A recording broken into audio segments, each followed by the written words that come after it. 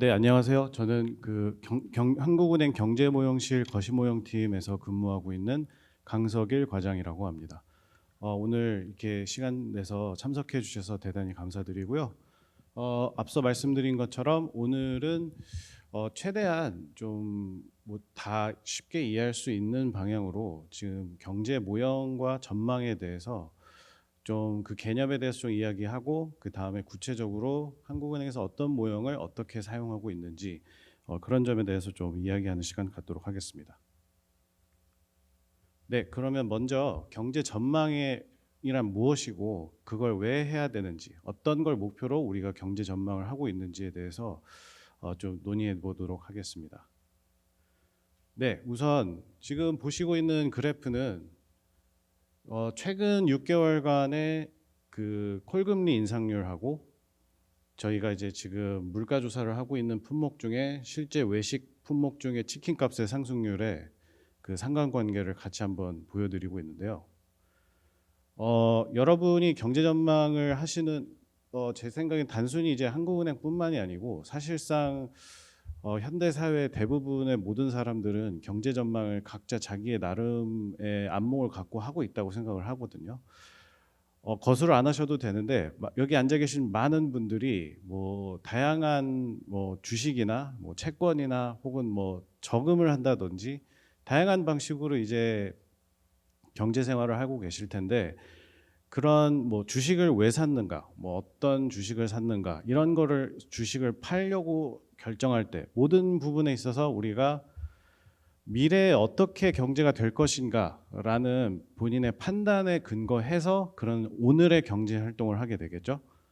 그렇기 때문에 그런 맥락에서 우리가 지금 보시는 것처럼 경제 전망이 무슨 한국은행에서 아니면 큰 기관에서만 그렇게 거시적으로 하는 그런 것뿐만이 아니라 일상생활에서도 지대한 영향을 끼치고 있다는 것을 여러분이 이 자리를 통해서 다시 한번 좀 리마인드 할 수 있으면 좋겠다는 생각에 한번 그래프를 그려놓고 저도 좀 많이 놀랐습니다.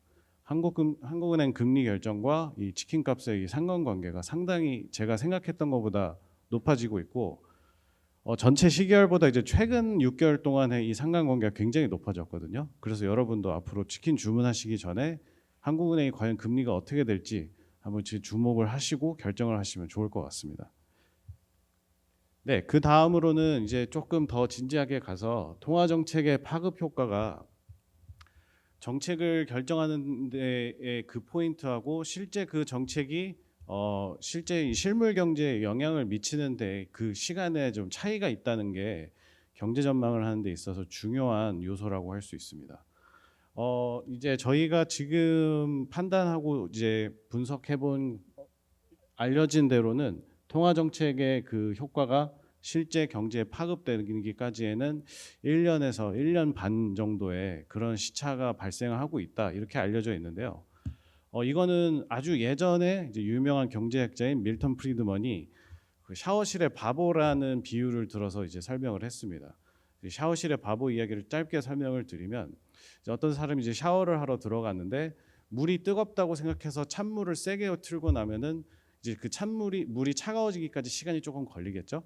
그러면 또 찬물을 받고 차갑다고 느껴서 다시 뜨거운 물을 세게 틀게 되고 그래서 이 자꾸 이 나의 이 수도꼭지를 조정하는 그 결정과 실제 물이 그 온도로 돌아가는 데까지 걸리는 그 시차 때문에 이 샤워실의 바보는 끊임없이 찬물 뜨거운 물을 조절을 못하고 계속 조절을 한다는 그런 비유를 들어서 경제 정책이 이와 같이 실제로 결정을 할 때와 그것이 이제 실제 반영될 때 그 차이를 잘 감안을 해야 된다라는 뜻으로 이제 얘기를 한 건데 그렇기 때문에 이 정책이 혹은 경제가 어떻게 진행될 것인가를 선제적으로 확인하고 대응하는 것은 경제 정책에 있어서도 매우 중요한 요소라고 할 수 있습니다.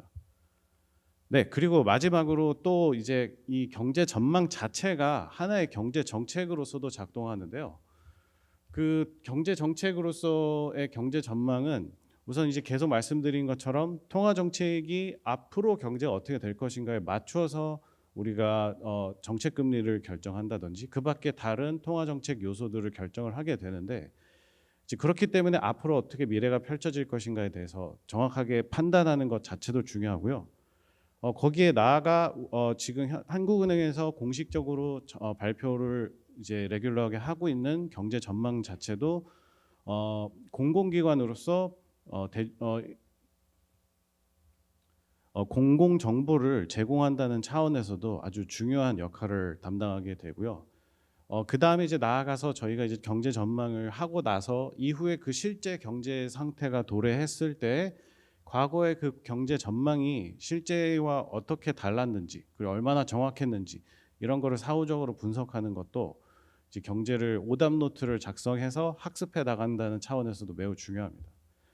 그리고 가이드라인으로서의 경제 안정화 자체에도 이제 기여를 하는데 뭐 이제 어린 시절에 이제 뒷좌석에 앉아가지고 아니면 지금 뭐 조카나 아니면 뭐 아들 딸들이 뒷자리에서 언제 다 와가냐고 계속 물어볼 때가 있을 텐데 그럴 때 이제 부모님들은 거의 다 와간다고 이제 계속 말을 하게 되겠죠. 근데 거의 다 와간다는 말이 정말 다 와간다는 말과 다르게 신뢰를 주지 못한다면 그 자체로 이제 아이들이 계속 더 칭얼대게 될 텐데 이제 중요한 점은 경제 전망이 안정적이고 신뢰할 수 있게 되면은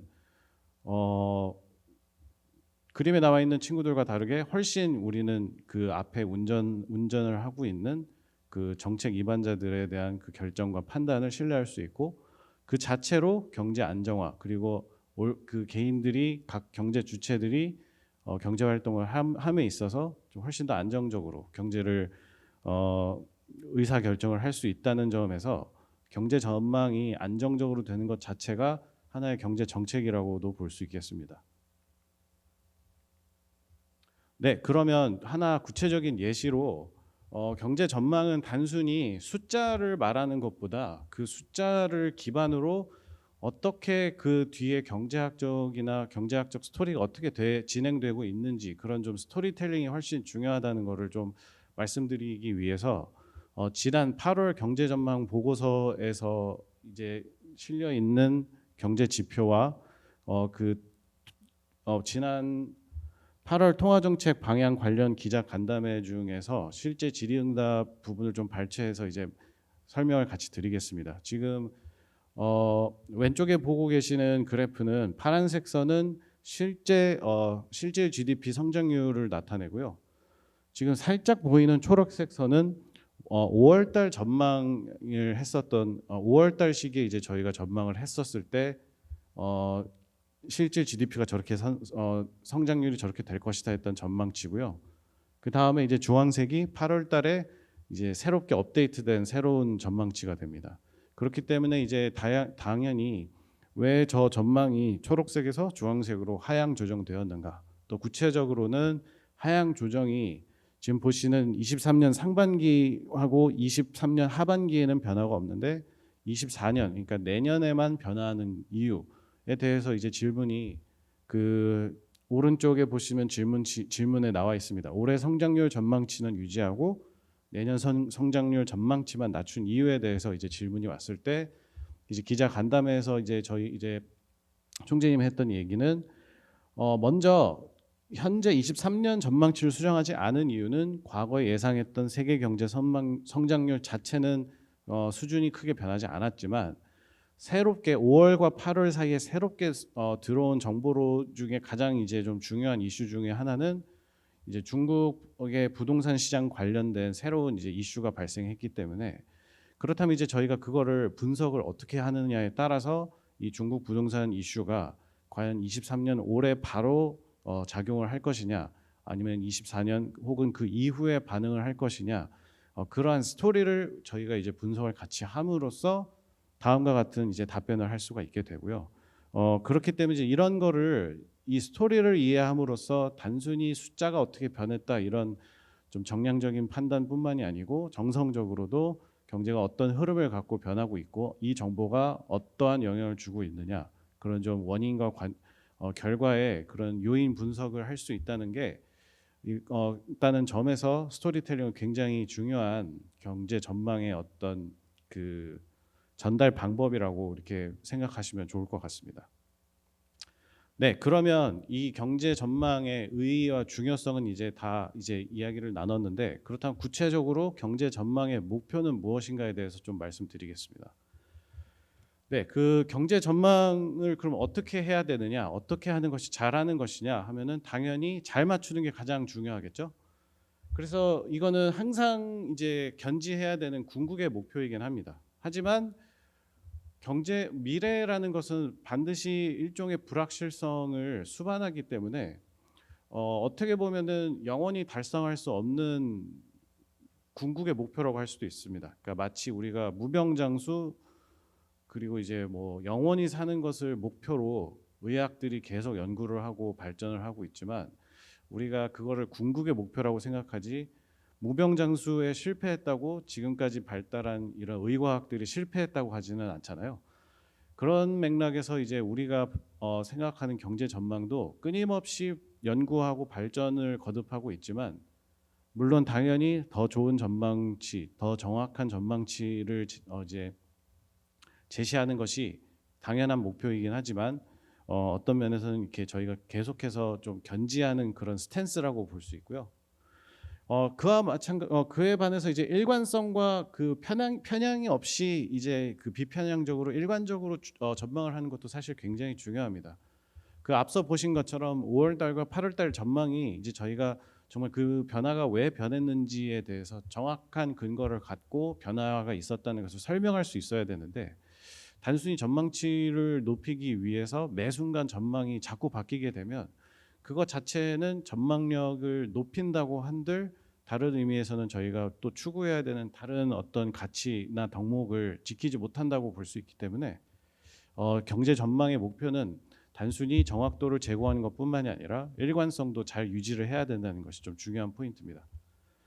그리고 가장 중요한, 그리고 이제 단순히 이게 전망이 숫자를 제공하는 데 있어서 그쳐야 되는 게 아니라, 앞서 말씀드린 것처럼 스토리텔링을 통해서 경제의 흐름을 설명할 수 있어야 되기 때문에, 무엇보다도 경제 전망은 의사결정에 도움이 되어야 됩니다. 단순히 이제 우리가 이제 조금 뒤에 더 보시겠지만, 저희가 무슨 완벽한 기계 모형을 만들어서 아니면 뭐 챗 GPT한테 물어봐서 나오는 전망의 최종 숫자를 받고 우리가 그거를 그냥 고지고대로 믿는 것이 아니라, 이게 왜 이렇게 변했는지, 혹은 왜 전망이 높아졌는지 낮아졌는지, 왜 동일하게 변함이 없는지, 이런 것을 가지고 인간의 언어로 설명할 수 있어야 되거든요. 그 가장 중요한 이유는 앞서 보신 것처럼 어떤 숫자의 변화가 단순히 그냥 정량적으로만 들어갈 것이 아니라, 의사결정에 이게 왜 나에게 어떠한 판단에 어떻게 내가 생각을 고쳐야 되는지, 혹은 내 생각을 고치기에는 정보가 좀 빈약하다든지, 이런 의사결정에 도움을 줄 수 있는 게 가장 좋은 경제 전망이라고 볼 수 있겠습니다.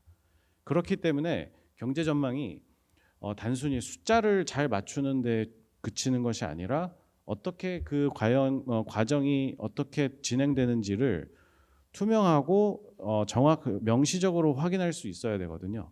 그런 이유에서 저희가 경제 전망이 경제 전망에 차지하는 아주 중요한 역할을, 그런 맥락에서 한번 조금 더 말씀을 드리도록 하겠습니다. 네, 그러면 경제 전망을 구체적으로 어떻게 하느냐? 뭐 우리가 흔히 얘기하는 뇌피셜이 가장 어떻게 보면 일반적인 방법입니다.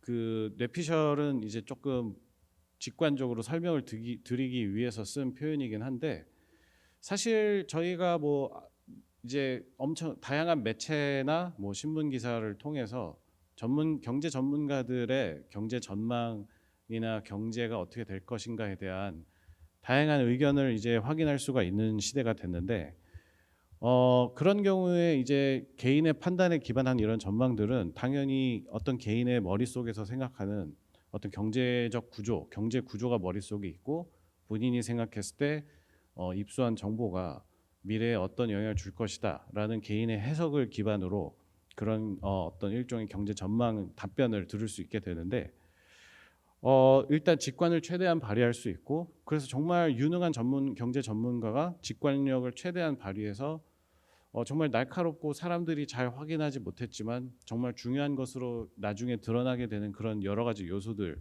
이제 얘기할 수가 있게 됩니다.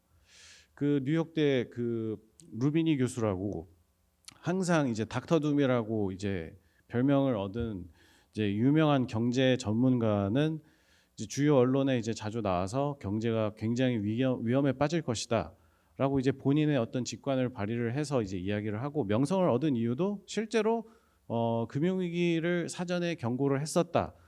그런 식으로 이제 명성을 얻게 됐는데 이제 바로 그런 경제 전망이 어떤 본인이 아무도 예상하지 않고 이렇게 확률이 높지 않다고 생각했던 그런 금융위기 같은 것을 직관을 발휘해서 잘 맞춘 케이스라고 할 수는 있습니다. 하지만 일종의 양치기 소년처럼 계속해서 어떤 편향적인 전망을 계속 하게 된다면 아무래도 일관성이나 정합성을 유지하기도 어렵고 그리고 새로운 정보를 취사 선택하게 될 수 있는 좀 주관적인 그런 판단도 들어갈 수 있기 때문에 그러한 좀 한계가 있습니다. 네, 그렇기 때문에 이게 말씀드린 것처럼 개인의 판단은 결국 이제 사고 과정이 우리가 어떻게 그 결과에 도달했는지에 대해서 명시적으로 확인하기가 어렵습니다. 이제 물론 이제 글을 써서 논지를 잘 전개를 할 수는 있지만 경제 구조가 워낙 복잡해지고 다뤄야 되는 요소들이 너무나 많기 때문에 하나의 글이나 어떤 뭐 책을 쓴다고 해도 우리가 그 흐름을 다 쫓아갈 수가 없고 결정적으로 우리가 실제 생활에서 이제 좀 더 유용하게 쓸 수 있는 거는 어떤 구체적인 정량적인 평가도 같이 들어가야 되는데 이런 개인의 주관의 판단에 근거해서는 그런 정량적인 판단, 정량적인 분석이나 측정을 기대하기가 어렵습니다. 그리고 가장 중요한 점은 우리가 그렇다면 앞으로 정책을 A 정책을 해야 되느냐, B 정책을 해야 되느냐 이런 일종의 사고 실험을 해야 되는데 이런 주관적 판단으로는 사고 실험을 공정하게 이제 하기가 어렵겠죠. 그렇기 때문에 개인의 주관적인 판단뿐만이 아니고 경제 전망의 어떤 모형을 활용하는 것이 이제 중요하다는 것을 좀 여러 중앙은행이 공감대를 갖고 이제 아주 예전부터 모형을 활용하기 시작했습니다. 그러면 이제 경제 모형을 정확하게 들어가기 앞서서 이 모형이라는 것이 이제 최근에 이제 대형 자연어 처리 모형 챗 GPT 같은 모형부터 해서 다양한 이제 기계학습부터 다양하게 지금 모형들이 굉장히 많이 사용되고 있는 시대에 이제 왔는데 생각보다 많은 사람들이 모형에 대해서 이렇게 좀 진지하게 생각을 안 해보고 그냥 단순하게 좀 인식을 좀 단편적으로 하는 경향이 있다는 좀 생각이 들어서 좀 모형이 무엇인가에 대해서 좀 이야기 나누면 아주 좋을 것 같습니다. 그래서 모형이란 무엇인가를 저희가 생각했을 때 모형은 어떤 무형의 경제를 담아낸 정합적인 틀이고 이제 경제를 바라보는 관점을 이제 표현을 한 것이죠. 아까 말씀드린 것처럼 경제 전문가들도 그냥 아무렇게나 경제 전망을 하는 게 아니라 나름의 논리와 구조를 갖고 설명을 하는데 이제 그게 눈에 보이지 않는 것을 최대한 눈에 보이고 객관적으로 표현을 한 것을 모형이라고 할 수 있겠습니다. 그러면 이제 사실 모형은 이제 많은 사람들이 참 아주 진짜 현실 세계의 경제 구조를 완벽하게 담아내는 것이 어떤 모형이 가야 할 지향점이다 이렇게 생각할 수 있는데 뭐 당연히 어느 정도 선에서는 모형이 현실 세계를 설명할 수도 있어야 되겠지만 더 정확한 거는 어떤 개인이 혹은 경제 구조를 생각하고 있는 그 머릿속에 갖고 있는 경제 구조, 이론을 정확하게 담아내는 것이 더 중요하다고 볼 수 있습니다. 그렇기 때문에 이제 모든 것을 담아내기보다는 이제 생각해 보고자 하는 부분을 중심으로 구축하는 것이 모형이 좀 추구해야 할 중요한 덕목이라고 볼 수 있습니다. 이제 예를 들어서 뭐 프라모델이나 아니면 어린이 아이들이 가지고 노는 장난감, 뭐 공룡 장난감, 뭐 여러 인형들이 우리가 실제의 어떤 관념적인 대상이나 아니면 실존하는 대상을 모형으로 만들어서 이제 가지고 노는 건데 이 모형이 예를 들어 공룡 장난감이 살아 움직이지 않는다 그래서 그 모형의 역할이 하나도 쓰임새가 없다고 볼 수는 없고 오히려 실제 공룡은 갖고 놀 수 없지만 장난감 공룡은 가지고 놀 수 있기 때문에 모형만이 갖고 있는 어떤 특성과 그런 유용성이 있다고 볼 수 있겠죠.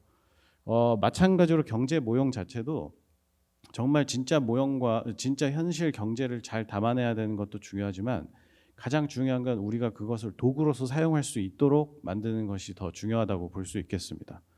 그렇기 때문에 경제 모형은 경제 전망의 정책의 분석을 이제 저희가 다룰 수 있는 툴이기도 하기 때문에 우리가 어떤 토론을 할 때 어떤 처음부터 갖고 있는 전제가 달라버리면 아무리 토론을 많이 해도 이제 토론의 결과가 어떤 더 좋은 결과로 이제 진행될 수가 없잖아요. 마찬가지로 이제 이 모형이라는 것은 내가 갖고 있는 생각과 가정 그리고 이제 전제들을 명시적으로 드러내서 정량적으로 그리고 또 스토리텔링적으로 이런 결과가 나온다. 이것을 객관적으로 과학적으로 이제 제시를 하고 그에 반해서 그렇다면 이 모형이 어떤 부분에서 전제가 옳다 안 좋다. 어떤 가정이 너무 비현실적이다. 아니면 어떤 가정이 추가적으로 들어왔으면 좋겠다. 이런 식으로 논의가 진행되면 그 다음 단계로 넘어가고 저희가 또 이 모형을 바탕으로 새로운 걸 또 배울 수 있고 활용할 수 있다는 점에서 이제 모형을 가지고 하는 것은 좀 저희가 어떤 분석을 과학적으로 하기 위한 그런 노력이라고 볼 수 있겠습니다. 네, 그러면 경제 모형이라는 것은 결국 각자 갖고 있는 주관을 객관화한 것이라고 볼 수 있는데 또 이제 경제라는 특성, 사회과학적인 이 현상, 어떤 경제라고 하는 이 무형의 엄청난 것은 아주 중요한 요소 중에 하나가 이제 바로 불확실성입니다. 그래서 경제 모형이 사실 가장 또 해야 되는 중요한 역할 중에 하나는 우리가 알 수 있었던 것과 알 수 없었던 것을 구분할 수 있어야 됩니다. 그래서 이게 앞서 말씀드린 것처럼 경제 전망이 숫자를 정확하게 맞추는 다음 달 물가 상승률이 3.7%인지 3.65%인지 이것을 숫자를 정확하게 맞추는 것도 중요하지만 우리가 정확하게 얼마만큼의 불확실성, 얼마만큼의 확실성을 갖고 있는지를 구분할 수 있는 것이 이제 중요합니다.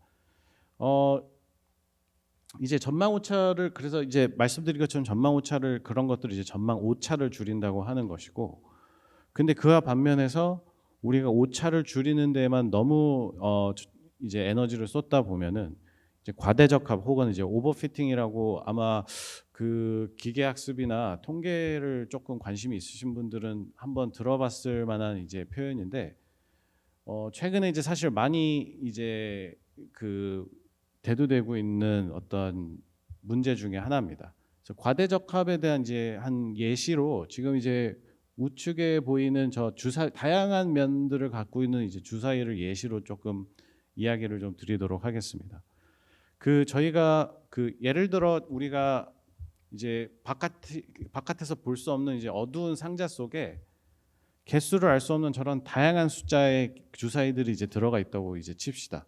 그래서 우리가 그러면은 그 어두운 주머니에 손을 넣어서 그 주사위 모양을 보지 않은 상태에서 주사위를 굴렸을 때 윗면에 무엇이 나올 것인가, 뭐 이런 어떤 문제가 있다고 하면은 우리가 그 숫자를 맞추기 위해서 어떤 식으로 접근을 해야 되는가 한번 생각을 해보면 좋을 것 같습니다. 가장 먼저 시작했을 때는 뭐 상자도 필요 없이 그냥 6면짜리 정육면체 그냥 아주 기본적인 주사위를 굴려서 윗면에 뭐가 나올 것인가 이런 질문을 했을 때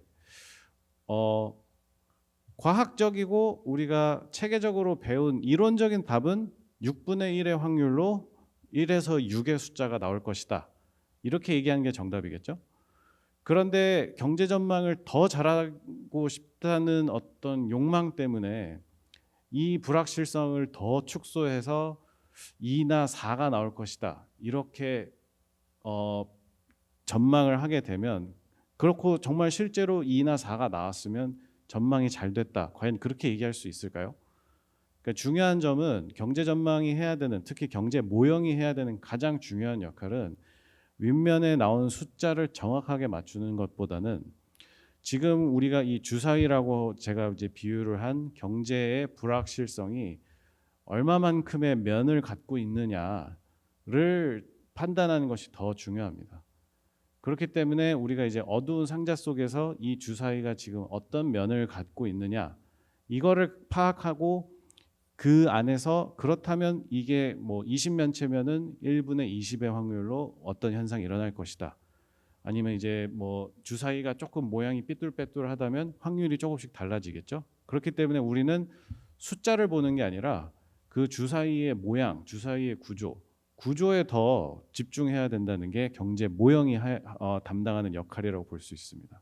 그렇기 때문에 이제 경제라는 일종의 주사위를 봤을 때 우리가 경제가 정말 불확실성, 그러니까 미래를 갔다 왔어도 확인할 수 없는 불확실성이 상존한다고 우리가 정말 그렇게 믿는다면 경제 모형은 그런 불확실성을 올바르게 대처할 수 있는 어떤 중요한 방법이라고 할 수 있겠습니다.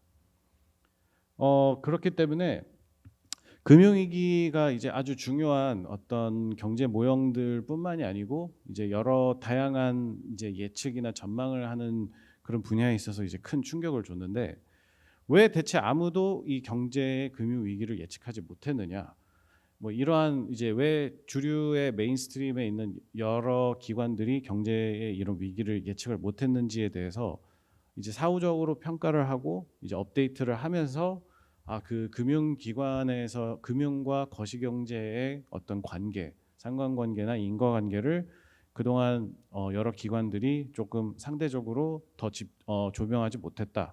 이런 식으로 이제 학습이 되고 지금 그래서 다양한 방식으로 모형뿐만이 아니고 이제 전망이든 동향 분석, 다양한 분석을 통해서 지금 금융시장과 이제 거시경제의 건전성에 대한 이제 분석이 이제 굉장히 많이 이루어지고 있고요. 그렇기 때문에 모형이 실패했을 때 당연히 실패 자체는 이제 반가운 일은 아니지만 체계적인 사후 평가를 통해서 어떤 전망치가 어떻게 잘못됐는데 이게 왜 잘못됐는지를 분석하고 그런 분석을 통해서 저희가 새로운 걸 배울 수 있고 그런 게 이제 모형이 제공하는 아주 중요한 그런 요소라고 할 수 있겠습니다. 네, 그러면 구체적으로 그러면 이런 좋은 모형을 만든다는 게 어떤 건지 앞서 이제 잠깐 말씀드렸지만 조금 더 이제 좀 포멀하게 말씀을 드리면 네, 아주 유명한 문구입니다. 1979년에 이제 조지 박스라고 하는 유명한 통계학자가 했었던 얘기인데 모든 모형은 다 잘못됐지만 몇 개는 쓸만하다 이런 식으로 이제 얘기를 했습니다. 이게 사실 그 모형을 만든 사람들은 저렇게 대가가 저렇게 말을 해줘서 이제 편안하게 저 말을 자주 인용하면서 모형이 잘못됐을 때마다 대가도 저렇게 얘기를 했다 이런 식으로 이제 저희가 일종의 변명을 하기도 하는데 그렇지만 이제 단순히 저 문구에서 끝난 게 아니라 그렇다면 왜 저럴 때 우리는 모형을 어떻게 다뤄야 되느냐, 모형의 덕목이 무엇이냐라고 이제 정리를 크게 두 포인트로 했습니다. 이제 첫 번째는 다룰 수 있을 만큼 간단해야 된다는 것입니다. 이제 앞서 말씀드린 장난감 비유랑 마찬가지로 이제 우리가 모형을 정말 정교하고 잘 만들수록 저는 이제 뭐 그런 조예가 깊지 못하지만 아주 막 정교하게 만든 전시 작품이나 어떤 그런 모형품이 있을 때 그건 이제 너무 정교하고 이제 섬세하기 때문에 그냥 갖다 놓고 전시하고 감상만 하게 되는 그런 경우가 이제 많잖아요. 그리고 이제 꼬맹이들이 와서 만지다가 이제 뭐 고장 나서 이제 큰일이 나고 그렇게 되면은 감상용으로는 우리가 쓸 수 있지만 이제 저희가 경제 전망을 할 때는 이제 모형을 거친 데에서 다양한 환경에서도 굴려도 보고 이게 잘 돌아가는지 물 속에서도 들어가 보고 이렇게 정말 다양한 환경에서 이제 실험을 다양하게 해봐야 되는데 그렇게 하려면 조금 다룰 수 있을 만큼은 간단해야 되겠죠. 그래서 오른쪽에 보고 있는 저 자동차 사고 실험에서 이제 사용하는 저 자동차 더미 인형이 제가 생각했을 때는 정말 좋은 예시라고 생각을 하는데 우리가 이제 자동차 더미에는 정말 현실의 인간을 잘 반영해야겠죠. 예를 들어 더미는 아주 초강력한 뭐 합금으로 만든 뭐 비브라늄으로 만든 뭐 더미 인형이면 사고 실험을 아무리 해도 튼튼하게 나올 텐데 그렇다면 우리가 과연 이 자동차는 안전하다 이렇게 말할 수는 없을 테고 그렇다고 무슨 종이 인형으로 만들어서 모든 자동차 사고는 죽음을 피할 수 없다 이렇게 결론 내리는 것도 이상하기 때문에 적정한 수준에서 사람의 내구성을 묘사해야 될 텐데 그런 맥락에서 우리가 다룰 수 있을 만큼 수준의 혹은 가용한 자원 안에서 만들 수 있는 수준의 더미를 만드는 것이 중요하다고 볼 수 있겠습니다. 그 다음으로는 또 해석이 가능해야 됩니다. 그러니까 다룰 수 있을 만큼 간단하다는 말은 또 너무 복잡해서는 안 된다는 뜻인데, 너무 복잡해서 이 결과가 왜 이렇게 잘 나왔는지 이해할 수 없다면 그것도 우리가 원인을 분석하는 데 있어서 활용할 수가 없다는 점에서 그 어떤 중요한 준거라고 볼 수 있겠습니다. 그래서 이제 경제학 모형이 지금 굉장히 많이 발달하고 있는 다양한 기계학습이나 여러 가지 이제 기법들과 지금 많이 이제 접점을 찾아가면서 개발이 되고 있지만, 뭐 예를 들어 그 챗GPT한테 이런 거를 이렇게 맡기면 되는 거 아니냐 이렇게 생각하실 수 있을 텐데, 문제는 챗GPT는 정교하게 어떤 우리에게 답변을 주기는 하지만 정말 그 추론에 있어서 우리가 인과관계를 잘 규명하느냐, 뭐 이런 식으로 이제 기계학습 모형들은 좀 그러한 문제점이 있기 때문에, 왜냐하면 살펴보시면 모형이 굉장히 복잡하게 구성이 되어 있습니다. 그렇기 때문에 우리가 이걸 안에서 뜯어보고 분해해서 다시 결합을 할 수 있을 정도로는 모형이 단순해야 우리가 이것을 활용할 수 있다고 볼 수 있겠습니다. 그 다음으로는 우리가 이 모형을 만드는 동안 이제 그 사용했던 가정들이나 혹은 현실에서는 존재하지만 모형에서는 반영하지 못한 그런 모든 부분들 중에 우리가 놓치고 있는 것 중에 무엇이 가장 중요하고 어떤 것이 결정적일 수도 있겠다라는 점을 명심하면서 모형을 사용해야 되겠습니다. 바로 이제 실험과 실전에서의 차이 중에 이제 핵심이 무엇이냐, 그리고 어떤 최신 정보를 반영하지 않았느냐, 이런 거를 항상 염두에 두고 모형의 결과를 해석할 수 있어야 되겠습니다. 다시 더미 이야기로 돌아가자면, 우리가 지금 더미는 지금 뭐 예를 들어 지금 보시고 있는 저런 단순한 더미는 뭐 예를 들어 근육이 없다든지 반사신경이 없기 때문에 뭐 자동차 사고의 그 정말 짧은 찰나지만 인간의 반사신경이 조금씩 몸을 좀 움직이게 해서 실제 뭐 인체를 정말 잘 구현을 했었어도 우리가 그런 가정이 과연 이 뭐 반사신경을 반영하지 않은 것이 이 결과에 이 실험이 실제를 반영할 수 있다는 건지에 대해서 한번 질문을 해볼 수도 있겠죠. 그리고 뭐 몸무게 차이가 뭐 크게 날 경우에 우리가 이제 다양한 더미를 최대한 구성하지만 뭐 어떤 더미 뭐 마동석 더미와 일반 뭐 건장한 체격의 남성의 더미와 뭐 아니면은 뭐 고령 인구의 더미와 뭐 이런 것들이 과연 우리가 그런 고령 인구 차이나 나이 차이나 다양한 개인의 특성 차이를 반영하지 않았을 때 이 사고의 결과가 어떻게 달라질 것이냐, 뭐 이런 것들도 사실 앞부분과 뒷부분이 어떻게 보면은 그 트레이드오프 관계에 있다고도 볼 수 있는데, 우리가 이제 그런 걸 다 반영할 수도 없지만 반영하지 않았다고 해서 결과가 그냥 상관없다, 그 우리가 하는 가정은 이제 무해하다 이렇게 주장할 수는 없기 때문에 이 두 가지를 잘 고려를 하면서 모형을 제작하는 것이 가장 중요하다고 볼 수 있겠습니다.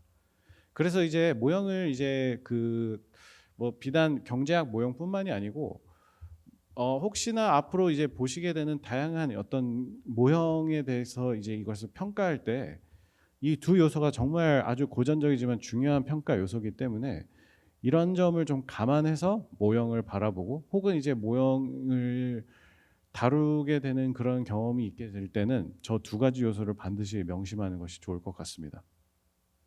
네, 그러면 이제 구체적으로 경제 전망에 있어서의 모형은 그러면 어떤 모형이 필요한지에 대해서 조금 말씀드리겠습니다.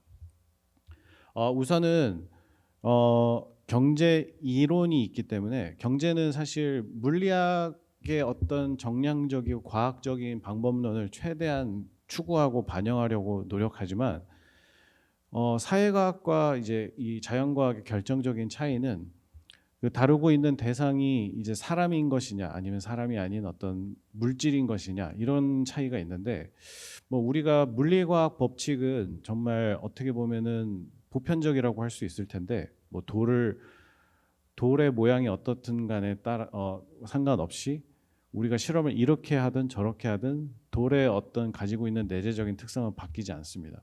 하지만 인간을 특히 사회 자체에 대한 실험은 첫 번째로 불가능하기도 하고 두 번째로 그 실험을 하는 그 행위 자체가 그 사회 자체의 판단과 행동의 변화를 일으키게 됩니다. 그렇기 때문에 우리가 경제학 이론은 인과관계를 매우 중요하게 여기고 있는데요. 그렇기 때문에 이제 인과관계를 최대한 반영하면서 이론을 정립해 나갈 때는 다양한 아주 강력한 제약 혹은 가정들이 많이 들어갈 수밖에 없게 됩니다.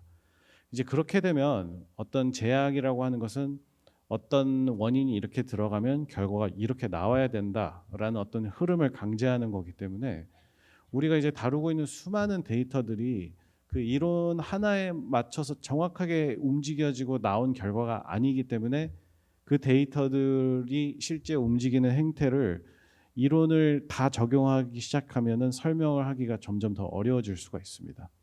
그런데 그와 반대로 그러면 경제학 이론을 다 버려버리고 데이터의 움직임을 기반으로 해서 데이터의 상관관계만을 이용해서 우리가 어떤 경제 모형을 만들자.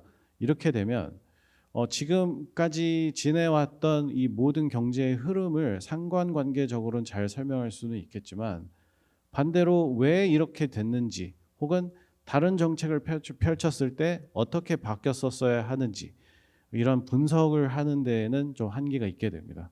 그래서 아래에 보시는 스펙트럼 상에 이제 보시면 이제 왼쪽 끝에는 이론을 더 충실히 따를수록 오른쪽 끝에 있는 데이터에 부합하는 그런 모형을 만드는 게 좀 어려워질 수도 있다. 뭐 이런 일종의 스펙트럼이 있고요. 따라서 우리가 경제 모형을 만들 때 선택해야 되는 점은 바로 이 스펙트럼 상에서 어떠한 포인트의 모형을 만들 것인가라고 할 수 있겠습니다. 그러면은 그 스펙트럼에 기반을 해서 어떤 모형을 조금 형태나 양상을 좀 종류로 나눠서 표현을 하자면 먼저 구조 모형이 있습니다. 구조라는 것은 쉽게 말해서 원인과 결과를 규명하거나 식별을 한다는 것을 이제 뜻하는데요.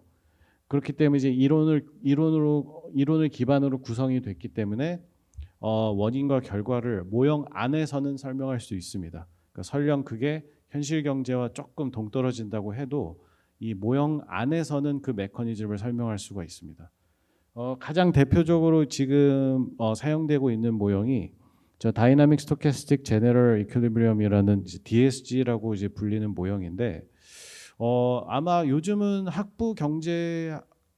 그 대학교 학부 경제 수업에 아마 거의 막판에 이름을 한번 들어보실 수도 있고 아니면 이제 못 들어볼 수도 있는 좀 여러 가지 좀 이론이 많이 반영되고 좀 여러 가지 기술적인 부분이 들어가기 때문에 쉽게 접하기 쉽지는 않지만 지금 대부분의 중앙은행에서는 핵심 모형으로 이제 사용을 하고 있습니다. 그 다음으로는 이제 반대쪽 방향에는 이제 축약식 혹은 이제 시계열 모형이라고 하는 그런 것들이 있는데 사실은 이제 요즘 계속 말씀드리는 기계학습의 대부분의 모형들이 이러한 좀 데이터 부합성을 최대한 활용하고 있는 모형들이 많습니다. 그래서 지금 이제 그 벡터 오토 리그레션에서 벡터 자기상관 모형이나 또 기계학습 모형 이런 혹은 이제 여러분들이 뭐 더 다양하게 사실 더 실생활에 더 많이 접근할 수 있는 그런 기본적인 데이터 기반 모형들이 이제 한쪽 반대쪽 끝에 있는데 뭐 이 두 모형들이 뭐 아주 완벽하게 분리된다기보다는 이제 모형의 제약을 얼마나 더 가하느냐 이런 좀 스펙트럼 상에서 이제 우리가 좀 모형을 조금 변화해서 모형을 좀 더 가운데 있게 만들 수도 있고 좀 왔다 갔다 이동시킬 수도 있고 그렇게 되고 있는데 그렇기 때문에 이제 이쯤 되면은 모형을 그러면 다양하게 골고루 갖고 있는 것이 가장 좋지 않은가 이런 결론을 좀 내릴 수 있지 않을까 싶습니다. 그렇기 때문에 이제 용도별로 다양한 모형을 구축할 필요가 있습니다. 사실 이제 혹은 뭐 누군가는 완벽한 궁극의 모형을 만들면 되는 것이 아니냐라고 할 수 있을 텐데 앞서 말씀드린 것처럼 그 모형을 다룰 수도 있는 수준으로도 만들어야 되고 간과하고 있는 부분도 고려를 해야 되는 그 트레이드오프에 맞춘다면 사실은 계속해서 변하는 경제 구조에 대응하는 완벽한 하나의 모형이라는 것은 사실 갖기가 어렵습니다. 그렇기 때문에 이제 우리가 어떤 다양한 경제 용도별로 모형을 최대한 다양하게 활용을 해서 모형을 활용하는 것이 중요할 텐데 용도를 이제 나누자면은 경제를 전망하는데 그러니까 상관관계를 기반으로 앞으로 어떻게 될 것, 과거에 이래 왔으니 미래에는 이런 비슷한 양상이 진행될 것이다라고 이제 인과관계에서는 조금 자유로운 그런 좀 경제 전망 자체에 집중을 할 것이냐, 혹은 정책 분석 및 실험 이런 거는 정말 인과관계를 잘 반영을 해야겠죠. 이제 과거로 돌아갔을 때 금리를 뭐 인상을 했었으면 어떻게 될 것이냐, 과거로 갔을 때 금리를 낮췄으면 어떻게 될 것이냐, 이런 거는 사회과학적 특성상 인과관계가 명확하게 규명된 그러한 스토리 하에서만 이제 진행될 수 있는 실험이기 때문에 그 경우에는 앞서 보신 경제 전망에 집중한 모형과는 조금 다른 형태를 가져야 될 것입니다.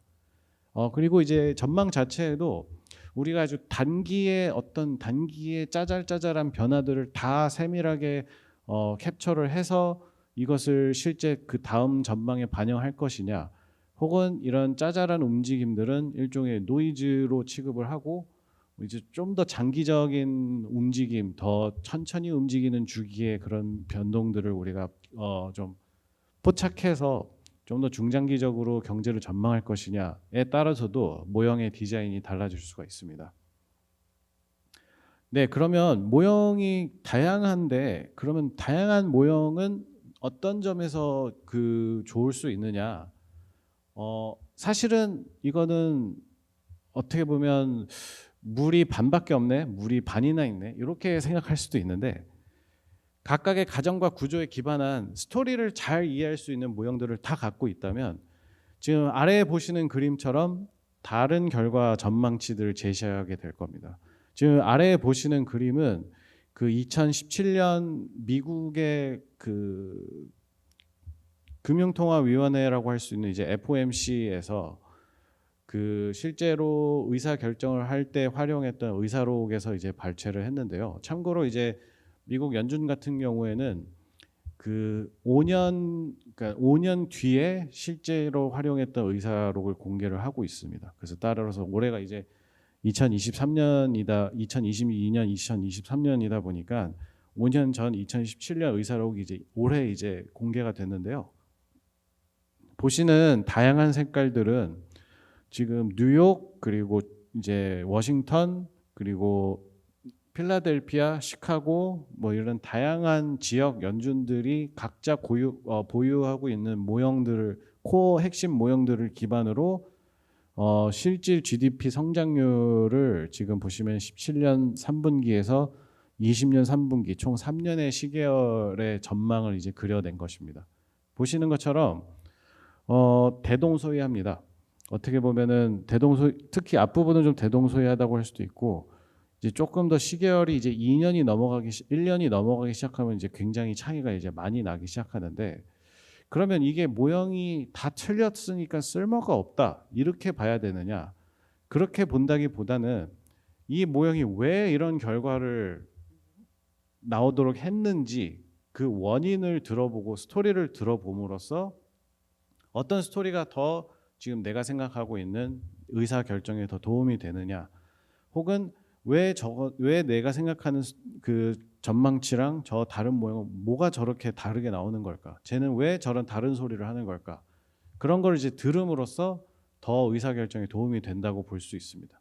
이게 마치 조선 시대에 임금 앞에서 수많은 그 신하들이 계속해서 서로 다른 소리를 하면서 뭐 누구는 된다 그러고 누구는 안 된다 그러고 계속 끊임없이 싸우고 있는데, 그럼 이제 임금이 하나씩 불러놓고 왜 너는 그렇게 생각하느냐 이렇게 물어보잖아요. 그러면 이제 신하는 나는 이렇기 때문에 결과가 이렇게 될 것이다 이렇게 설명을 하고, 그러면 임금이 과연 올바른 임금이라면 그렇게 다양한 소리를 하는 신하들을 더 다양하게 활용할 수 있어야 될 테고, 내 말에 잘 맞는다고 한 명만 편향적으로 그 말을 듣는다면 뭐 최근 뭐 한두 번은 그 신하가 잘할 수는 있지만 앞으로 계속 그 신하가 잘할 것이라는 보장도 없고, 혹은 사후적으로 평가를 했을 때 그렇게 드러나지 않을 가능성이 훨씬 많겠죠. 그렇기 때문에 이제 모형이 용도가 심지어는 같은 용도의 모형이라도 이렇게 다양하게 다른 결과를 내비쳤을 때 그 뒤에 있는 돌아가는 스토리를 이해할 수 있고 설명할 수 있다면, 그렇다면 그 모형은 아주 쓸모 있는 모형이라고 할 수 있습니다. 따라서 이제 지금 저희 한국은행도 마찬가지로 이제 점점 다양한 모형을 추가하고 개발하고 이제 개선해 나가면서 이제 그 공식적인 경제 전망에서도 이제 나중에는 향후에는 저런 다양한 모형이 어떻게 돌아가는지 그런 것도 이제 설명할 수 있을 것이라고 이제 기대를 하고 있습니다. 네, 그러면은 이제 한국은행은 구체적으로 어떤 모형을 갖고 있는지 경제 모형 체계에 대해서 좀 말씀드리겠습니다. 네, 그 사실 모형의 이름들은 내부적으로는 이제 워낙 자주 사용하기 때문에 이제 익숙한데, 이제 처음 보시기에는 이제 어떤 저런 게 지금 다 무슨 소용이 있고 어떻게 쓰이는지 좀 보기가 어렵습니다. 그래서 먼저 이제 오른쪽 끝에 보이는 이제 성질에 따른 분류는 아까 보여드린 그 스펙트럼과 이제 동일한 스펙트럼인데요. 물론 이제 좌우가 좀 바뀌긴 했습니다. 이제 왼쪽 끝이 데이터에 좀 더 부합하는 것이고 오른쪽 끝이 이제 더 이론에 부합하는 그런 모형이라고 할 수 있는데, 먼저 이제 오른쪽 끝에 이제 다 DSG라는 말이 붙어 있는 게 이제 다이나믹 스토캐스틱 제너럴 이퀄리브리엄이라 해서 그런 동태적인 확률 일반 균형 모형, 그래서 DSG 모형들이 이제 나와 있고요. 왼쪽 끝으로 보시면은 이제 자기상관 벡터 자기상관 모형이나 이제 동태적인 요인 모형에서 다이나믹 팩터 모형, 이런 팩터 모델 이런 것들을 이제 활용을 하고 있습니다. 이제 그 가운데 이제 보시면은 좀 시계열 좀 데이터적인 흐름을 최대한 반영하지만 그래도 최소한 정도의 경제의 어떤 논리나 구조가 조금은 반영이 되어 있는 연립 방정식 형태의 이제 BOK 20 모형이 있고요. 그 다음에 이제 좀 더 이론에 좀 더 다가가는 준구조 모형이라 그래서 BOK DPM 같은 이제 이건 다이나믹 프로젝션 모델이라 그래서 한국은행에서 이제 또 이제 중기적인 시계에서 분석을 할 때 이제 자주 활용되고 있는 준구조 모형으로 이제 원하는 사실 IMF에서 2008년에 이제 처음 개발이 된 모형을 이제 한국 실정에 맞춰서 많이 개량을 한 모형이라고 보시면 되겠습니다. 그래서 이제 왼쪽에 보시면 이제 목적에 따른 분류를 보실 수 있는데, 앞서 말씀드린 것처럼 경제 데이터의 움직임을 기반으로 이 움직임이 계속해서 비슷한 양상을 보일 것이다라는 전제 하에서 경제 전망에 집중하는 모형들을 왼쪽에 경제 전망 모형이라고 하고요. 이제 오른쪽에는 물론 이제 그런 데이터의 정합성도 최대한 달성하려고 하지만 또 그와 동시에 어떤 원인 인과관계를 분명히 해서 정책을 분석하는 데 이제 활용할 수 있는 그런 정책 분석 모형들이 있습니다. 그래서 경제 전망 모형 같은 경우에는 우리가 아까 말씀드린 것처럼 단기, 중기 그리고 이제 장기 해서, 단기는 이제 반기 정도, 그래서 3개월에서 6개월 정도 사이에 그런 경제 전망을 할 때 사용을 하고요. 그다음에 이제 중기는 이제 2년 내외라고 하고, 이제 장기는 말 그대로 이제 그 이상의 2년 이상의 시계열을 이제 저희가 이제 일반적으로 장기라고 하는데, 조금 더 기술적이지만 좀 더 엄정하게 보자면 단기, 중기, 장기, 뭐 단기 같은 경우에는 정말 그 우리가 이제 GDP를 기준으로 하면 GDP는 분기별로 이제 데이터가 새로 나오기 때문에 가장 짧은 시계열을 우리가 3개월 분기 단위라고 할 수 있습니다. 그렇기 때문에 이제 단기, 초단기 이런 거는 보통 분기를 뜻하고요. 이제 중기라고 하는 것은 사실 어떤 데이터적인 것보다는 경제 이론적인 특성에서 이제 저희가 경기가 변동하고 순환한다라고 볼 때 경기의 어떤 순환 사이클의 주기를 보통 중기라고 합니다. 그래서 이 순환 사이클이 뭐 완벽한 한 사이클이 아니어도 이제 한번 뭐 이렇게 성장기에 들었다가 침체기에 들었다가 이제 한 사이클의 뭐 반절 정도도 이제 일종의 하나의 이제 중기 단위라고 볼 수 있어서, 뭐 저희는 지금 현재 2년, 한국은 이제 경제 변동 주기가 좀 더 높기 때문에 이제 2년 내외로 보는데, 뭐 국가의 특성에 맞춰서 중기는 뭐 1년에서 3년 혹은 뭐 5년까지도 중기로 보는 경우도 있습니다. 이제 이제 장기 같은 경우에는 뒤에 이제 장기 부분은 이제 따로 좀 설명을 할 수 있을 것 같아서 장기에 대해서는 좀 뒤에 말씀드리도록 하겠습니다. 그렇기 때문에 이제 경제 전망에 가장 저희가 대표적으로 사용하는 모형은 그래서 중기 모형이라고 할 수 있습니다. 왜냐하면 이제 단기 모형은 그 다음 어떤 정말 그 나오는 데이터 숫자를 맞추는 데 집중할 수밖에 없기 때문에 그 자체로 우리가 어떤 완전한 스토리텔링을 할 수 있는 하기에는 조금 부족하고요. 그렇기 때문에 이제 중기 모형들이 이런 다양한 경제 구조나 스토리들을 잘 탄탄하게 갖춰서 단기 전망에서 오는 제공되는 그 단기 전망 자체를 일종의 전망 전제치로 활용을 해서 유기적으로 단기가 이렇게 될 것일 때 중기는 어떻게 될 것이냐, 이런 좀 유기적으로 결합되는 경제 모형 체계를 갖고 있습니다. 네, 그러면 단기 전망 모형부터 먼저 설명을 드리겠습니다. 그래서 단기 전망 모형은 주로 이제 시계열 모형하고 기계학습 모형 같은 걸 이제 활용을 하고요.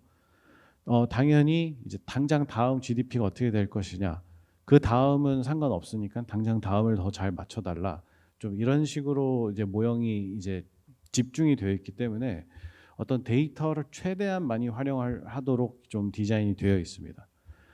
그래서 아무래도 이제 경제 이론을 최대한 제약을 줄이고 훨씬 더 유연하게 모형을 만들었기 때문에 데이터가 말해주는 그 결과를 거의 곧이곧대로 이제 나올 수 있도록 조정이 되어 있는데, 이게 이제 정말 어떤 수치적인 퍼포먼스는 단기 전망이 굉장히 잘 나오는데, 반면에 이제 이 숫자가 어떻게 올라왔느냐, 어떻게 떨어졌느냐, 왜냐면 변동이 없느냐, 이런 거에 대해서 그 원인을 명확하게 집어내거나 식별하는 데에는 조금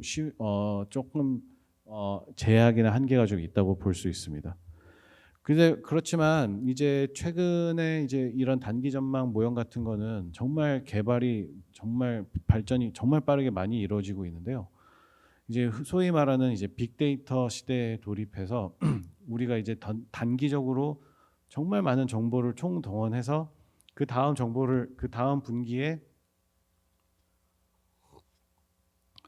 정보를 맞추는 데 있어서 정말 다양한 활용도가 높아졌다는 게 이제 아주 이 근래에 집약적으로 이제 연구가 많이 발전이 됐기 때문에 이제 이 부분에 있어서는 지금 단순히 이제는 어떤 숫자들을 활용하는 것을 넘어서 뉴스나 개인의 심리 지수들까지도 이제 다 직접 개발을 해서 뭐 다양한 그 데이터 마이닝 방법도 활용을 하고 그런 걸 통해서 지금 단기 모형을 지금 개발을 하고 있습니다.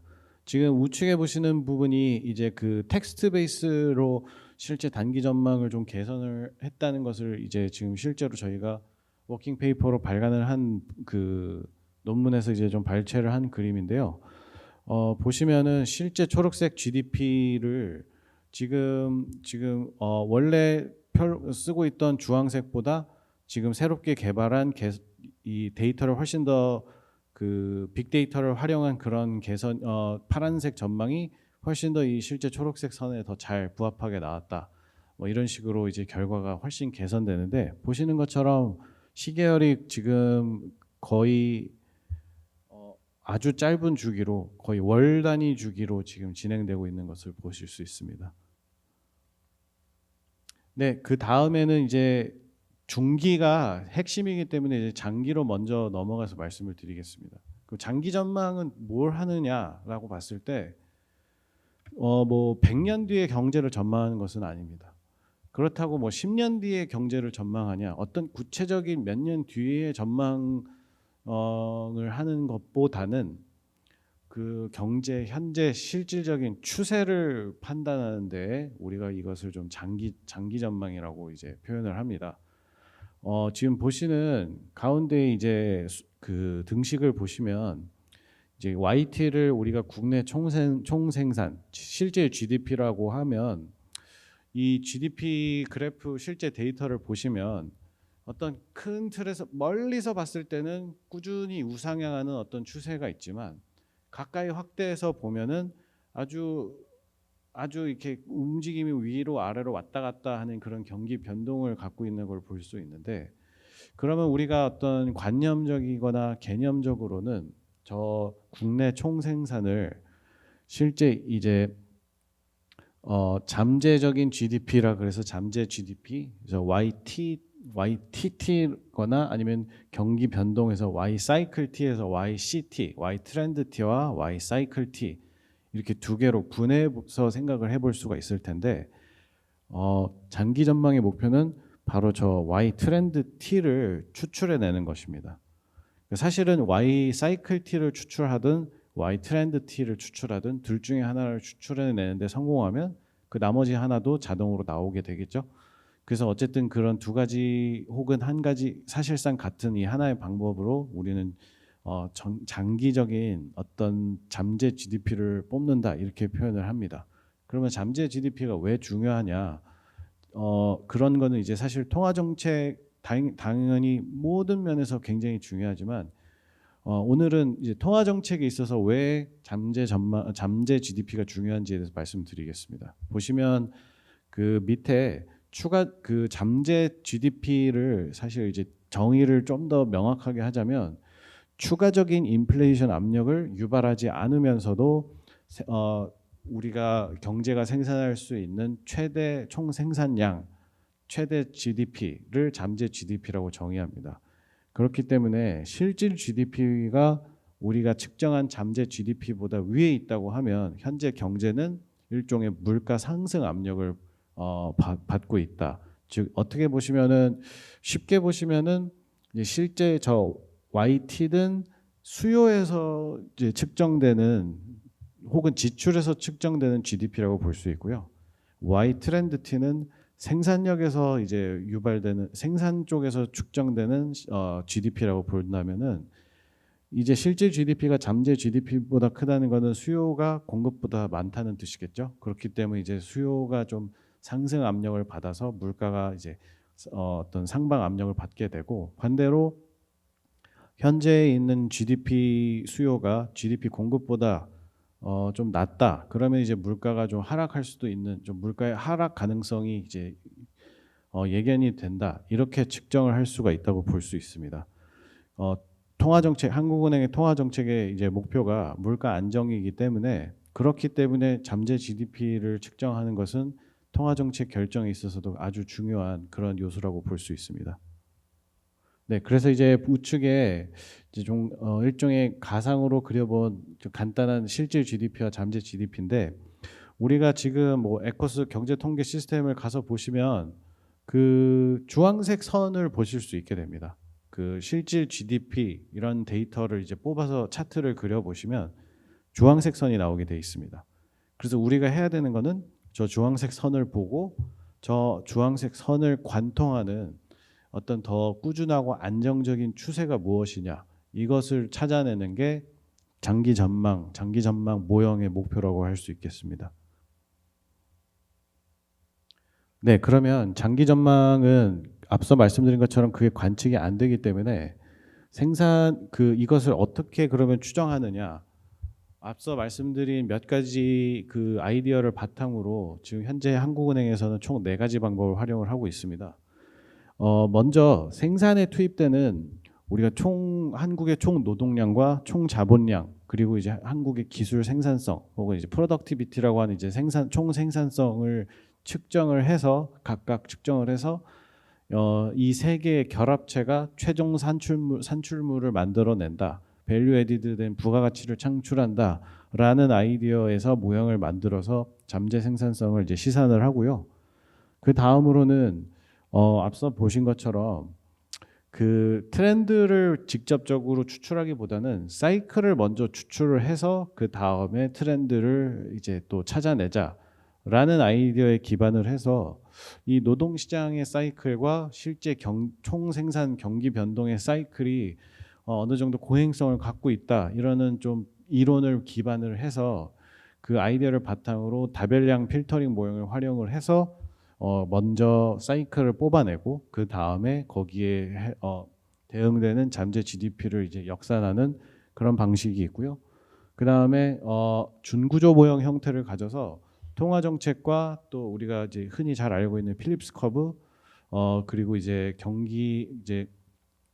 그 동태적인 개인의 그 시점간 소비 최적화 선택할 수 있는 그런 소비의 최적화 이론을 다 결합을 해서 이런 필수적인 이론만 최소한으로 반영을 해서 데이터를 통해서 그런 어떤 트렌드를 뽑아내는 준구조 모형이 있고요. 그리고 마지막으로는 경제 모형을 전부 다 제거하고 우리가 이거를 저 그래프를 봤을 때에도 어떤 꾸준하게 올라가는 거의 부드러운 선과 계속 삐뚤빼뚤 움직이는 뾰족한 노이즈 혹은 아주 짧은 주기 높은 주기 하이 프리퀀시니까 이제 높은 주기죠. 매우 높은 주기의 그런 움직임과 아주 낮은 주기에 천천히 움직이는 그 움직임, 이거를 이제 어떻게 보면 아주 물리적으로 혹은 통계적으로만 아이디어를 활용을 해서 그 주기의 높낮이를 이용해서 잠재 GDP를 추정하는 그런 방법, 총 4가지 방법을 이제 저희가 다 사용을 해서, 그래서 이제 잠재 GDP를 실제로 분석할 때도 그 앞서 보여드린 다양한 모형이 다양한 결과를 나타낼 때 우리들이 이거를 보고 지금 실제 잠재 GDP는 어떤 상황이 있겠구나, 왜 이거는 이 모형 이런 결과가 나왔느냐, 이런 거를 이제 내부적으로 분석을 하고 잠재 GDP의 어떤 잠재적인 추정치를 저희가 내부적으로 지금 이제 확인을 하고 있습니다. 네, 그래서 지금 이 모형은 지금 제가 최대한 수학을 하나도 활용을 안 하려고 이제 노력을 하다 보니까 내용을 조금 좀 드라이하게 말씀을 드릴 수밖에 없었는데, 좀 더 자세한 내용이 궁금하신 분들은 2019년 8월 이슈 노트나 이제 21년 9월 이슈 노트, 이제 코로나 전후로 해서 이제 지금 이 잠재 추정을 어떻게 하고 있는지를 소개를 하고 있으니 참고하시면 좋을 것 같습니다. 네, 그러면 이제 어떤 코어라고 할 수 있는 중기 전망 모형에 대해서 이제 말씀을 드리겠습니다. 그래서 중기 전망 모형 같은 경우에는 중기 아까 말씀드린 한 2년 내외로 하는 그 시계열의 전망과 또 정책 분석, 이 2개를 모두 담당하고 있는 어떤 중추적인 모형입니다. 그래서 이제 단기 전망 모형과 단기 전망에서의 다음 실적치하고 실제 이제 장기 모형에서 나오는 잠재 GDP의 어떤 그 추정치, 이런 것들을 추가적인 정보로 이제 입수를 한 다음에 그것을 전제로 어떤 베이스 시나리오를 중기 모형에서 이제 작성을 하게 됩니다. 그 다음에 이제 기본 베이스 시나리오를 만든 다음에는 이제 대외 변수들, 특히 이제 해외 국제 경제의 변화나 뭐 유가나 어떤 석유 시장 등 이제 우리나라의 어떤 경제에 지대한 영향을 미칠 것이지만 우리가 어떻게 통제할 수 없는 그런 대외 리스크들을 상방 리스크와 하방 리스크로 이제 시나리오를 구분을 해서 지금 우측에 보시는 것처럼 시나리오별로 저희가 지금 분석을 하고 전망을 제시를 하고 있습니다. 그래서 우측에 보시는 거는 지난 8월 경제 전망 보고서에 있는 그림을 이제 발췌해서 온 건데요. 보시면 이제 21년과 22년 그리고 이제 22년까지는 저희가 지금 실제로 일어났었던 CPI 상승률 실적치를 이제 보여드리는 거고, 이제 그 까만색에서 이제 동그란 점이 있는 베이스라인 시나리오와 다양한 어떤 추가적인 스토리를 가미한 시나리오별로 물가 상승률이 어떻게 될 것이다, 이렇게 전망을 하고 있는 것을 이제 보실 수 있는데, 지금 보고 계신 그림이 중기 전망 모형을 기반으로 어떤 전문적인 판단을 추가해서 저희가 이제 나온 이제 결과를 지금 보여드리고 있습니다. 그렇기 때문에 이제 경기 변동과 전망이 이제 어떤 원인에서 변화를 했는지 그 원인도 분석을 이제 같이 하는 것이 지금 갖고 있는 중기 전망 모형의 중요한 역할이라고 할 수 있습니다. 그래서 중기 전망 모형의 가장 이제 코어 모형이라고 할 수 있는 게 BOK 이제 DSG 모형인데요. 그 이제 아래에 보시면 모형의 어떤 도식이 이제 간단하게 나와 있는데 여기서 조금 이제 그 일반적이지는 않은 내용인데, 그 이제 소규모 개방 경제의 뉴케인지안 모형을 이제 소규모보다는 이제 중규모로 확장을 하고, 그 우리 경제 실정에 맞춰서 이제 훨씬 더 큰 규모로 이제는 중규모에서 대규모 사이로 이제 거의 규모가 그렇게 변했고요. 네, 그래서 이제 중규모 모형의 DSG 모형을 이제 특히 이제 해외의 어떤 영향력을 적극적으로 반영한 모형이라고 할 수 있습니다. 그래서 이 모형은 인과관계를 명확하게 하기 위해서 이제 일을 해서 그 노동력을 제공을 하고 거기에 대한 대가로 임금을 받고 또한 이제 저축을 함으로써 자본의 일종의 투자를 하는 그런 경제 주체 가계가 임금 수입과 자본 수입 그리고 이제 추가적인 기타 이전 수입을 통해서 소비를 하고 그를 통해서 이제 장기적인 그 효용을 추구하는 그런 가계가 있고요. 마찬가지로 이제 가계로부터 노동력과 이제 자본을 이제 투자를 받아서 재화를 생산해서 이윤을 극대화하는 기업이 있고 물가와 이제 경기를 안정화하는 중앙은행 그리고 이제 마지막으로 이제 국내에 영향을 미치는 해외 기업 혹은 해외 수요를 창출하는 해외 국가와 이제 석유 시장 이런 것들을 다 반영을 해서 구조적으로 넣었기 때문에 뭐 예를 들어 원유 시장이 바뀌면 어떤 결과가 일어나느냐 뭐 예를 들어 여러 가지 코로나로 인해서 노동 공급이 줄어들면 경제가 어떻게 변하느냐 뭐 이런 다양한 중요한 질문들에 이제 답을 할 수 있도록 설계가 된 모형입니다. 네, 그러면 이제 마지막으로 경제 전망의 조금 디테일한 과정하고 그 안에서 이제 모형이 어떤 역할을 하고 있는지에 대해서 좀 설명을 드리도록 하겠습니다. 네, 이렇게 여기까지는 저도 이제 경제 모형실에서 근무를 하고 있기 때문에 모형 편만 너무 든 것 같은데 모형은 당연히 이제 한계가 있습니다. 그래서 모형은 언제 어디까지나 현실 경제를 단순화한 모방품이기 때문에 우리가 모형의 결과를 정말 곧대로 믿는 것은 사실 좀 바보 같은 짓입니다. 앞서 말씀드린 자동차 더미를 다시 생각을 해보셨을 때 그 결과가 잘 나오고 모든 더미가 안전하게 무사고로 끝났다고 해서 그게 어떤 보장된 결과라고 할 수 없고 또 우리가 예상하지 못한 다양한 여러 변화들 그리고 이제 모형을 단순화함으로써 놓치고 있는 아주 많은 요소들 다양하게 많기 때문에 그런 그 문제들이 많습니다. 그리고 또 하나 경제의 사회과학적인 특성상 우리가 이론의 정합성, 인과관계를 규명하기 위해서 도입했던 여러 가정들이 현실적으로 좀 적합하지 않을 수가 있습니다.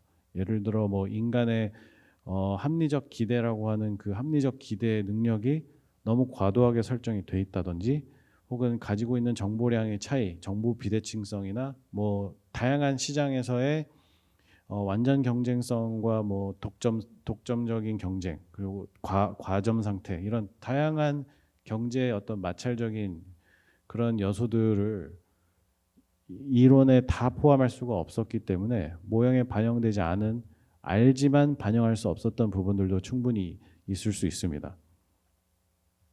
네, 게다가 이제 코로나 등 이후에 요즘에 이제 뉴 노멀의 시대가 도래했다 이렇게 얘기가 나올 만큼 경제 구조가 끊임없이 변화하는 것도 이제 모형을 다루는 데 있어서 어떤 태생적인 한계를 모형이 가지고 있다라고 이렇게 말씀드릴 수 있습니다.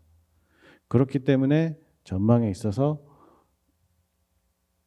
전문적인 판단의 역할이 굉장히 중요하다고 볼 수 있습니다. 그래서 저희가 이제 흔히 저지먼트라고 하는 아까 이제 처음 서두로 돌아가서 경제 전문가 단순히 이제 뭐 언론을 통해서 나오는 경제 전문가뿐만이 아니라 이제 한국은행 안에 있는 경제 전문가들이 전망에 같이 참여를 해서 이 모형의 결과를 활용해서 최종적으로 결정을 내리는 역할을 담당하게 됩니다. 그래서 모형이 반영하지 못하는 정보나 아이디어 혹은 이제 모형이 갖고 있는 가정을 좀 더 유연하게 상황에 맞춰 대처해서 수정을 함으로써 여러 가지 전문적인 판단을 반영할 수 있고요.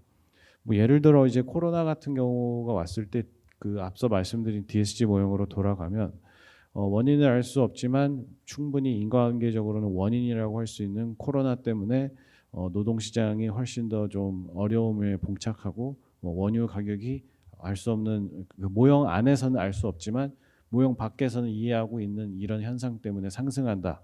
뭐 이런 다양한 그 전문적인 판단을 모형에 이제 더 추가적으로 투영할 수가 있거든요. 그렇기 때문에 이제 그런 모형들이 이제 스스로 반영할 수 없는 거를 이제 직접 이유식을 떠서 매겨준다는 느낌으로 계속 정보를 추가적으로 수정해서 집어넣으면 모형이 훨씬 더 그런 것들을 잘 반영을 할 수가 있게 됩니다. 그리고 이제 그런 역할을 하는 게 전문적인 판단, 저지먼트의 어떤 중요한 요소 중에 하나입니다. 그리고 이제 반대로 그 모형은 계속 말씀드리지만 도구로서 활용되기 때문에 이 모형의 결과 자체가 기본 베이스라인 결과 자체가 어떤 하나의 전문적인 판단에 있어서의 어떤 나침반 같은 역할을 할 수가 있습니다. 나침반이라고 했을 때 정확한 뜻은 지금 내 선택이 어떤 한쪽으로 너무 치우친 판단이 아닌가? 내 직관이 지금 과도하게 사용되느냐? 내 직관이 지금 덜 사용됐느냐? 뭐 어떻게 보면 이제 0점 조정과도 이제 비슷하다고 할 수 있는데 지금 내가 서 있는 쪽이 동쪽인지 서쪽인지 이걸 주관적 판단을 알 수가 없기 때문에 모형이라는 것은 어떤 주관적인 편향을 갖고 하지 않고 가지고 있는 데이터와 이미 내재되어 있는 구조로 인해서 기계적으로 결과가 나오기 때문에 이런 것을 보고 내가 지금 어떤 판단을 하고 있구나, 내 판단이 지금 상당히 강한 주장을 하고 있구나, 혹은 내 주장이 모형과도 상당히 비슷한 상황에 있는 아주 좀 마일드한 주장을 하고 있구나, 이런 것을 판단하는 데 이제 큰 도움이 될 수 있습니다. 네, 그렇기 때문에 어떤 전문적인 판단이 이렇게 경제 전망의 모형과 아주 동등한 위치에서 지금 현재 아주 유기적인 소통을 통해서 반복되는 여러 라운드를 통해서 모형을 기반으로 다양한 전문가들이 한국은행 내에서 이제 소통을 함으로써 지금 경제 전망을 지금 진행을 하고 있습니다. 그래서 이거를 좀 도식으로 간단하게 보여드리는데요. 그 경제 전망 과정을 보시면은 지금 현재 이제 경제모형실과 조사국에서 이제 레귤러하게 경제 전망을 담당을 하고 있는데 이제 단순히 이제 이 두 부서뿐만이 아니고 한국은행 전체 다양한 부서들이 이제 점점 경제 전망에 이제 참여를 하고 있지만 이제 도식을 위해서 이제 간단하게 이렇게 보여드렸습니다. 그래서 보시면 이제 조사국의 다양한 어떤 부분을 담당하는 부분별 전문가들이 이제 경제모형실에서 나오는 어떤 모형의 결과를 처음에 이제 여러 전망치나 여러 종합적인 경제 상황 종합 판단, 다양한 국내외 경제 여건을 점검을 했을 때 이런 여러 가지 전제치나 시나리오들이 작성이 되면 그걸 이제 모형이라는 틀 안에 한번 넣어보고 모형이 뱉어내는 어떤 결과를 먼저 1차적으로 확인한 다음에 앞서 말씀드린 것처럼 지금 어떤 우리의 판단과 모형이 어떻게 다르다, 그리고 다른 이유는 다음과 같다, 이런 식으로 계속 분석을 하고 그렇다면 우리의 전망이나 혹은 모형의 가정을 좀 더 조정해서 다시 한번 그 일관된 어떤 전제치들을 다시 넣어보자 해서 다시 결과가 나오고 이런 것을 조금 반복하면서 이 반복 과정을 통해서 모형과 어떤 전문적인 판단이 같은 결을 좀 일단 그 공감대를 형성하는 그 과정까지 이르기까지 이렇게 좀 계속 반복되는 그런 과정을 거친다고 보실 수 있습니다.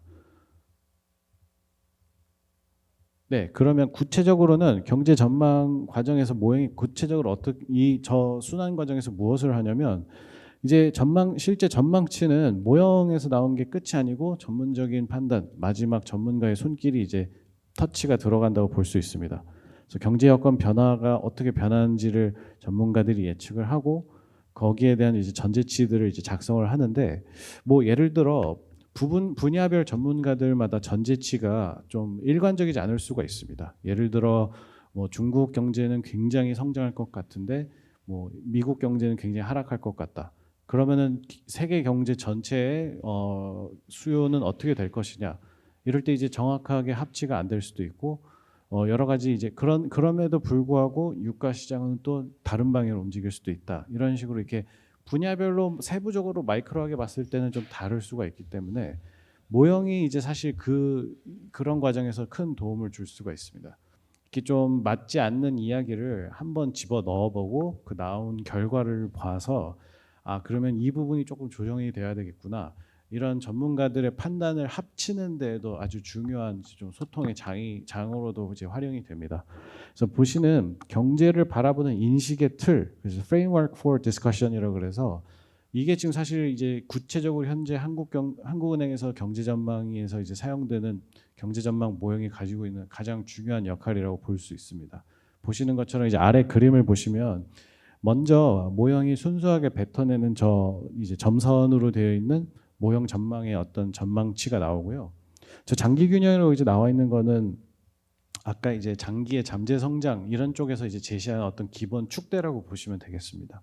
그래서 중기적인 모형 전망을 저렇게 점선으로 내비칠 때 우리가 여러 가지 라운드를 통해서 계속해서 전문가들과 분야별 전문가들과의 어떤 점검과 반복적인 이런 그 합치 과정을 통해서 보시면은 이제 그 우측에 보시는 것처럼 최종 전망치는 실제 모형 전망치와는 조금 다르지만 그 다른 과정이 전부 다 이제 스토리텔링이 될 수 있도록 그 전제 하에서 저런 결과가 이제 최종적으로 경제 전망 보고서에 이제 실리게 되는 겁니다. 그래서 이제 모형 전체적으로 봤을 때는 이제 앞서 보여드린 것처럼 맨 위에 단기 전망 모형과 맨 아래 장기 전망 모형이 각자 이제 전망치들을 제공을 하면 중기 전망 모형이 어떤 전제치와 기본 전망 경로를 종합적인 판단 그리고 이제 조사국과의 같이 이제 공동적으로 이제 하고 있는 최종 과정을 여러 번 반복을 하게 되고요.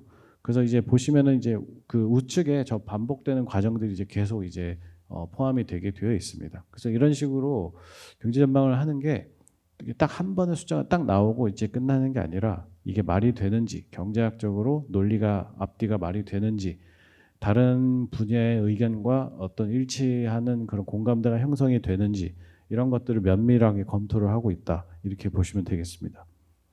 네, 그래서 이제 보시는 것처럼 지금 저희가 정기적으로 한국은행 경제 전망 보고서를 인디고북이라 그래서 이제 공표를 하고 있고요. 지금 오른쪽에 보시는 표를 보시면 21년, 22년 그리고 23년 뭐 이렇게 전망치와 이제 실적치들이 이제 각 GDP별로는 이제 소비, 투자, 수출, 수입 그리고 이제 노동 시장에서의 취업자 수, 실업률, 고용률, 소비자 물가도 이제 코어 물가하고 농수산품, 석유류 이런 것들 제외하는 것들, 또 경상수지 이런 경제 주요 거시 경제 변수들의 전망치들을 앞서 말씀드린 이 과정을 통해서 이제 최종적으로는 숫자로 보여드리고 있는데 그 이 경제 전망 보고서를 그래서 저희가 숫자만 보여드리는 게 아니라 보고서 말 그대로 경제 전망 표가 아니라 경제 전망 보고서입니다. 그래서 이거는 이제 인터넷에서 누구나 쉽게 보실 수 있는데 이제 잘 읽어보시면 이제 굉장히 다양하고 디테일한 이제 뒤에 스토리텔링들이 잘 들어와 있습니다. 그래서 이제 그것을 보시면서 아, 왜 이 사람들이 이런 생각을 했느냐. 그리고 이제 또 그 지난 전망 보고서랑 같이 비교해서 보시는 것도 사실 굉장히 그 흐름을 파악하시는데 큰 도움이 될 겁니다. 그래서 보시면은 아 그때는 경상수지가 어떻게 된다 그랬는데 올해는 이렇게 바뀌었구나. 근데 그 문구 경상수지에 대한 설명 파트를 이제 비교해서 보시면은 아 경제가 지금 어떤 새로운 정보가 들어왔고 지금 경제 이걸 이렇게 보고 있고 모형에서는 기본적으로 이런 제시를 했는데 전문가와의 어떤 여러 가지 가정을 바꿈으로써 다음과 같은 결과가 나왔다. 이런 게 이제 잘 드러나 있기 때문에 이게 숫자만 추적하는 것보다는 그 안에 이제 뒤에 있는 설명을 이제 같이 이렇게 좀 잘 확인해서 보시면 아주 많은 정보를 굉장히 많은 어떤 통찰과 직관력을 많이 기르실 수 있다고 이렇게 좀 생각을 하고 있습니다. 네, 그래서 이제 마지막으로 오늘 이제 말씀드린 내용을 좀 정리를 드릴 텐데요. 모형은 이제 현실을 반영하려고 하지만 결국에는 가장 중요한 거는 사고를 돕는 의사결정을 돕는 도구라고 할 수 있습니다. 그래서 결단코 사람이 모형을 이제 섬기지 말고 모형이 사람을 섬겨야 한다는 것을 이제 명심해야 될 것 같고요. 이제 경제와 데이터가 복잡해지기 때문에 더 이상 한 개인의 뭐 뇌피셜에만 의존할 수가 없습니다. 게다가 어떤 한 유능한 사람의 아주 전지전능한 사람의 뇌피셜도 변화하는 이 경제를 다 맞춰낼 수가 없습니다. 그렇기 때문에 이런 여러 가지 내재된 불확실성, 앞서 말씀드린 것처럼 우리가 주사위에 나온 숫자에 집중하는 게 아니라 주사위의 모양이 어떻게 생겼느냐를 집중하는 것이 경제 전망 그리고 경제 모형의 본질이라는 점에서 어떤 그래서 끊임없이 우리가 더 발전할 수 있는 혹은 이제 계속 끊임없이 토론을 할 수 있는 명시적이고 과학적인 그런 틀을 제공하는 것이 경제 전망에 있어서의 경제 모형이 갖고 있는 의의라고 할 수 있습니다. 그리고 끝으로 이거는 그냥 제가 모형을 그래도 다루고 있는 사람으로서 혹시라도 뭐 경제학 모형뿐만이 아니고 다양한 이제 수리적인 모형에 이제 관심이 많으신 분들을 위해서 좀 조언을 좀 감히 드리자면, 먼저 이게 뭐 경제학적 사고일 뿐만이 아니라 어떤 모형은 결국에는 머릿속에 갖고 있는 구조나 사고 체계를 명시적으로 이제, 특히 이제는 이제 수리적이고 정량적이고 뭐 컴퓨테이션적으로 표현을 하는 건데, 그래서 이제 파란색에서 이제 빨간색으로 넘어가는 부분이 지금 이제 요즘에 특히 정말 많이 각광받고 있는 그런 직종이나 분야에서 제일 요구되고 있는 능력이라고 할 수 있습니다. 그래서 그렇기 때문에 이제 경제 이론에 국한되지 않고 원인과 결과를 우리가 생각하고 설명할 수 있는 거면 뭐든지 이제 모형으로서 표현할 수가 있는데, 이 빨간색의 이 수리, 그럼 요즘 왜 이렇게 통계나 데이터나 이런 게 관심이 많으냐 하면 사용할 수 있는 데이터들이 정말 많아졌습니다. 그렇기 때문에 이제 지금은 뿜어져 나오는 데이터 양에 비해서 이걸 데이터를 이제 효과적으로 다룰 수 있는 그런 능력을 갖고 있는 사람들을 찾는 수요는 이제 당연히 늘어났고 앞으로도 계속 늘어날 예정일 것 같고요.